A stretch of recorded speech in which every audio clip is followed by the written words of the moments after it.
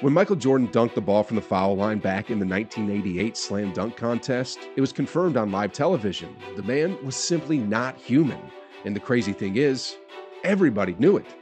I mean, one time when a young Kobe Bryant was working out with the Philadelphia 76ers, he asked them what it's like to guard Mike, and they were like, "Mike? You mean Black Jesus?"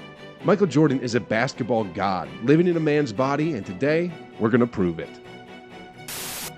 We all know that MJ worked relentlessly hard on the basketball court to ensure his team's success.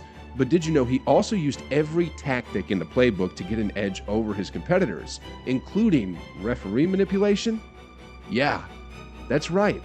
Sports writer Andy Andrews called this the Jordan effect, and according to him, Jordan worked his way with the refs by interacting with them on a personal level. Here's what he said specifically. Jordan made sure he knew each official by name. So before the game started and the teams were in the arena warming up, he'd talk and say, "Hey Steve, how's your son doing? Bobby's in 8th grade this year, right? I hear he's doing well on the court. You tell Bobby for me that I got cut from my junior high school team. Heck, Steve, your kid is doing better at this stage of his career than I did. You tell him I said to keep it up." Now, that ref gets to go home to his son and say, "Hey, guess what Michael told me to tell you?" "Oh, you didn't know?" "Yes, son. Michael and I are great friends." Later during the game, who do you think gets the benefit of the doubt? Who gets more fouls called? The player griping, complaining, and cussing the official, or the official's buddy, the guy who cares about his son? Sheesh, guys. Not only was MJ bending the laws of physics with his leaping abilities, but he also was bending the minds of NBA officials. No regular human would ever think of doing that. Anyway, guys, as you probably know by now, MJ's the type of guy who would never back down from any challenge. But despite knowing this, there were times when certain young guns still tried to poke the bear and, as the saying goes, they learned their lesson the hard way. In 2013, when MJ was about to celebrate his 50th birthday, a 19-year-old Michael Kidd Gilchrist came up to him and said, "Hey MJ, how about we play a little bit of one-on-one?" MJ happily agrees to MKG's request, and though there were no videos to show proof of what really went down, MKG admitted that he got his butt kicked by the GOAT. "He did play me one-on-one one time, and it was hard for me. I lost. I lost to a 50-year-old guy.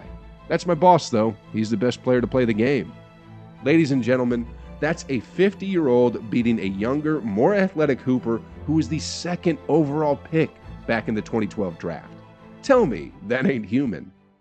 Anyways, throughout his career, MJ had great rivalries with all-time great players like Dominique Wilkins, Magic Johnson, Isaiah Thomas, and Larry Bird. But among these great names, there was one guy whom MJ shared a special two-day with. That person goes by the name of Bradford Smith. Now, I know the guy's name doesn't ring a bell for most of you guys, and I can't blame you for that. I mean, Smith was the 19th overall pick in the 1991 NBA draft, who only played 4 seasons in the league and averaged just 6.7 points per ball game. Though this guy doesn't look like a big deal, he became a totally different player on the night of March 19th, 1993. Against MJ and the Bulls, Smith went off and dropped a career-high 37 points while shooting 75% from the field and a perfect 7 for 7 from the foul line. Though the Bulls won that tight contest against the Bullets, 104-99, certain rumors circulated that Smith kinda gloated his performance by walking up to MJ and saying, "Good game, Mike." Apparently, MJ was triggered by those 3 words and said to himself, "That's all I needed for him to do that," and it became personal with me. Coincidentally, they had their rematch the very next day, and let's just say that MJ sent a strong message to Smith. I mean, check these out. MJ was grilling him into barbecue chicken. First quarter. 3. Jordan for 3. Oh, yeah. Uh-oh. Back door. Yeah. To Michael from When it was all said and done, Michael scored 36 points to match Smith's output the previous night, in the first half alone. Eventually, he ended up with 37 points to lead the Bulls to a 126-101 lopsided win. Meanwhile, Smith cowered back into irrelevance and had just 15 points in that contest. Here's the kicker, though. Years later, MJ said in an interview that Smith never really said anything to him and that he simply made it all up because he needed some extra motivation to get Smith back for outscoring him the game before. What kind of human plays mind games like that? Sheesh. Anyway, whether the threats are real or not, Jordan has the habit of holding grudges against certain players who he feels disrespected him, and he actually keeps a running tab on these names so he could cross them out one by one once he got his revenge. I mean, here's one example. When I was playing baseball, Utah was in town to play the Bulls. They're practicing at the facility, and I go over to say hi to John and Carl, and this kid, Byron Russell, comes to me and says, "Man, why you quit? You knew I could guard you. You had to quit." I said, "Carl, you need to talk to this dude." Carl then responds and says, he's just a young rookie. But from that point on, he's been on my list. This is MJ here, and this is Byron Russell. MJ scored the game winner in the NBA Finals against the kid who said, "You can't guard me." And because of that one encounter, Jordan had all the motivation he needed to deny the Jazz twice in back-to-back years, simply because Russell couldn't help run his mouth.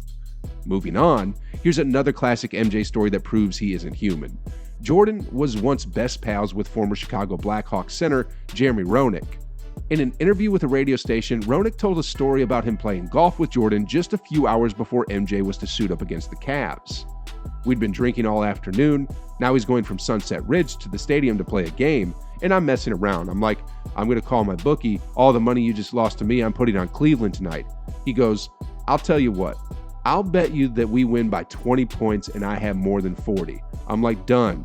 Son of a gun goes out, scores 52, and they win by 26 or something, after 36 holes of golf and having maybe 10 Bud Lights. Sheesh, talk about unreal. Anyway, this story happened back in 2016. Chris Paul has been one of the most well-known endorsers of the Jordan brand, and in 2016, he invited MJ to be part of his summer basketball camp. As the kids were having fun, CP3 suddenly issued a shooting challenge to MJ with a condition that if he missed 3 shots, then all the kids who attended the camp would get free Air Jordans. Despite being 53 at the time, MJ answered CP3's challenge, and here's what happened.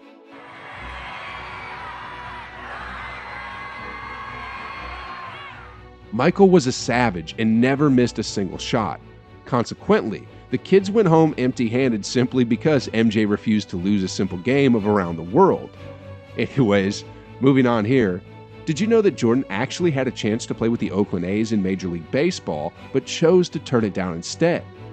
As we all know, his airness went to play baseball after winning his first three-peat and would later sign a minor leagues contract with the Chicago White Sox, but before this happened, a longtime baseball executive, Sandy Alderson, actually tried to recruit MJ to the Oakland A's. In his own words, "When I heard that was happening, or about to happen, I called the agent right away and said, 'Hey, look, I understand he may be going to Double-A. I don't even know who the 25th man is on our Major League team right now. I will sign him and put him on the Major League roster. He'll be a part of our 25-man team tomorrow.'" Now, according to MJ's agent, David Falk, MJ was actually receptive to the offer, but ultimately turned it down simply because he wanted to earn a roster spot and didn't want things to be handed out to him. Sheesh, guys. I'm pretty sure 99.9% of people out there in this world would have jumped to nab a spot on a Major Leagues team, but like I said earlier, MJ is no human.